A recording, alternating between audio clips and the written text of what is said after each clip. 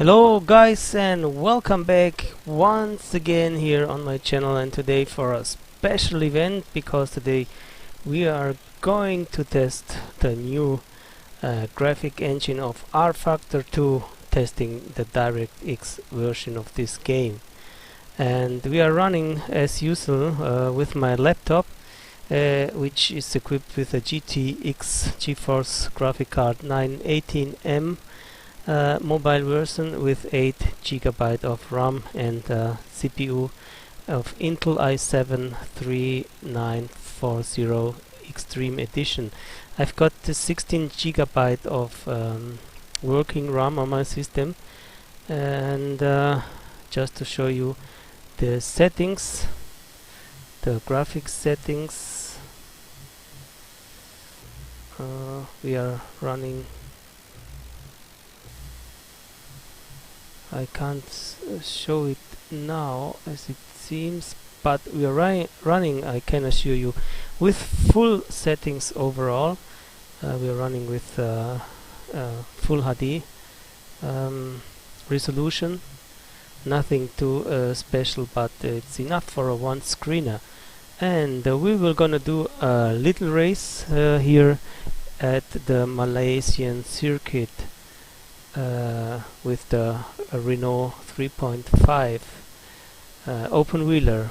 So we've got only 10 opponents. I don't know why it's not possible to add other AIs, but yes, this is the combination we can deal with. And so let's start the race. So we are starting randomly with on P1, I think, yes, waiting for the green light, and off the start we go. Gentle with the throttle at the beginning, up to the 5th, heading down the main straight, trying to stay at the inside, coming up to the first corner, very tight right-hander, and again following another tight turn, this time to the left, and then heading down the hill throughout this right-hander in full throttle, and then braking for the next corner, down to second gear, right-hander up the hill, little bit of oversteering there, being attacked from the outside, but defending nicely our position.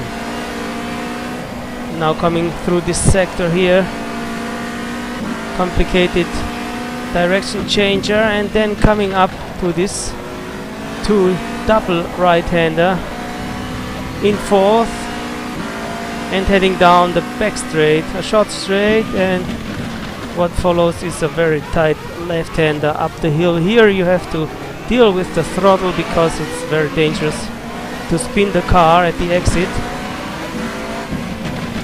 Then shifting down to the 3rd for this next bend over here, right-hander, and coming through this combination, approaching to this very complicated right-hander, and shifting up again for the last straight of the lap. There he goes, the rival on the outside, surpassing us. Down to the 1st gear for this last corner, shifting up early to the 2nd, and going over the line for lap number 1. Slipstream now, down to 2nd gear, dive bomb at the inside, contact with the rear tires to the rival, and spinning there.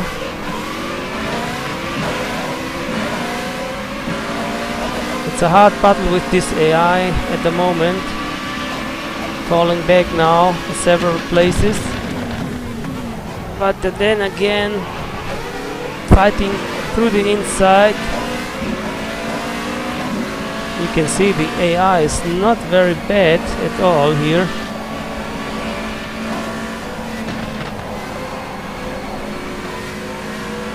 As we are gaining back one position at least. Fighting hard now. Going over the curbs, you can feel very nicely the force feedback effects of this version. Down to second gear. Coming up over the hill. Down to third, right-hander. Oversteering again at the exit. This AI is running with 95% strength, and it's already enough for me for the moment, because I have not so much of a practice with rFactor2 right now. And there he goes through the inside.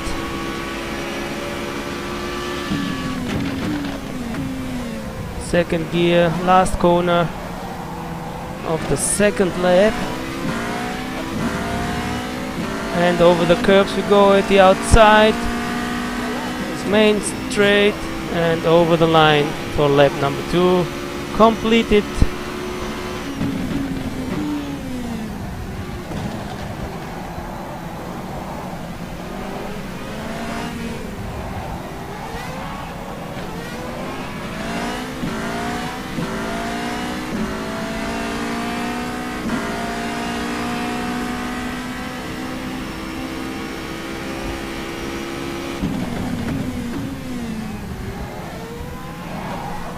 And again oversteering. Down to 10th now.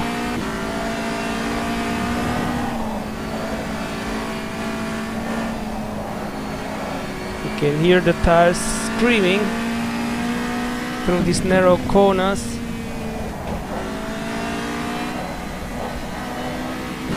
Trying to use all the track wideness. Down to second gear again for this bend. Very tricky corner there.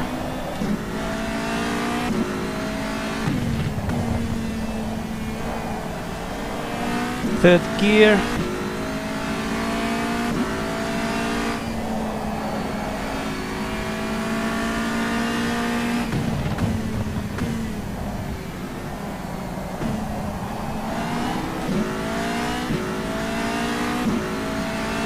And there we go again, down the back straight.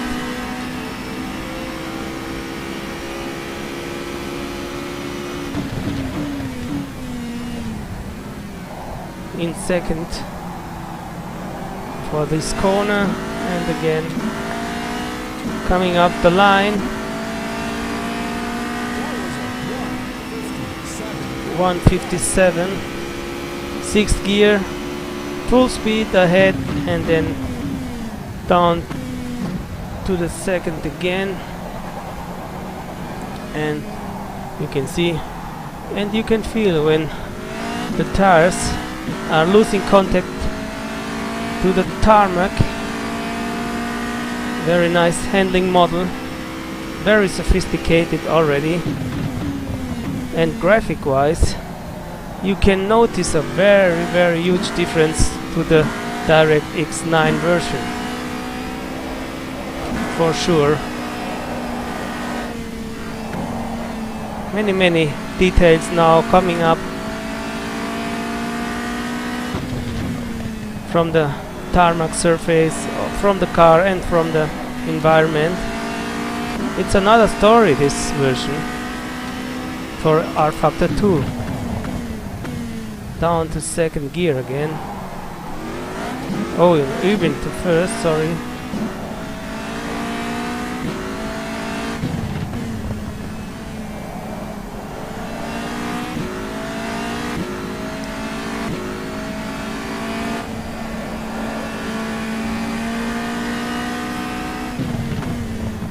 Very nice experience to run with this rFactor2 version. I heard a lot of complaints from many testers, many YouTubers, concerning the graphics and concerning the performance of this new version, but it's not in this case, guys. I'm very happy. You can see maybe over there we have got over 100 frames per second, even if the full cars are displayed. Down to second gear again, and this is the last lap of the race. Nothing special as far as the result concerns, but this is not the major reason we did this. The major reason is to give you a little impression of the gameplay and of the action here with this new version of rFactor2, and it's very, very convincing. Nice, sophisticated driving model, nice graphic, very full of details, very nice to look at. Second gear again, this time staying closer to the inside.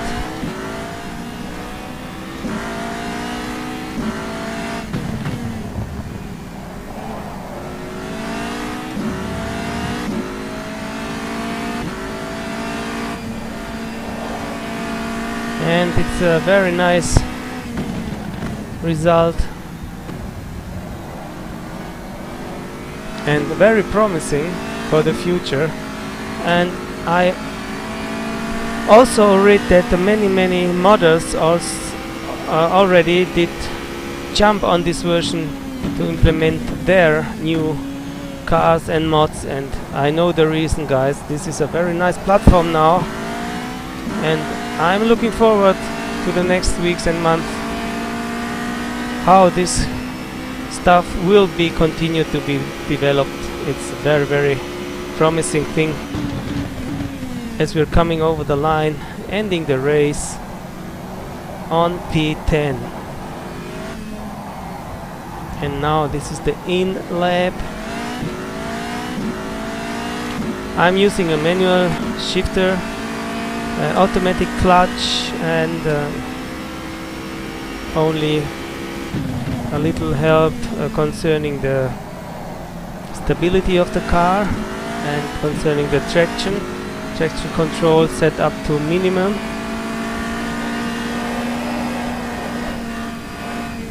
And this is a right setting for me, for my skills. And you can see through this little short race I have managed already to improve. Because till now I didn't use this rFactor2 model, although I have it since the beginning of its release a few years ago in the meanwhile, and now I think I will gonna jump on it more often, as I'm losing here for the first time the tarmac, going on the gravel trap and coming through this corner very, very wide. Now I'm heading down for the last time the back straight and coming into the pits entrance here, and there we go, inserting the limiter and coming back to our garage.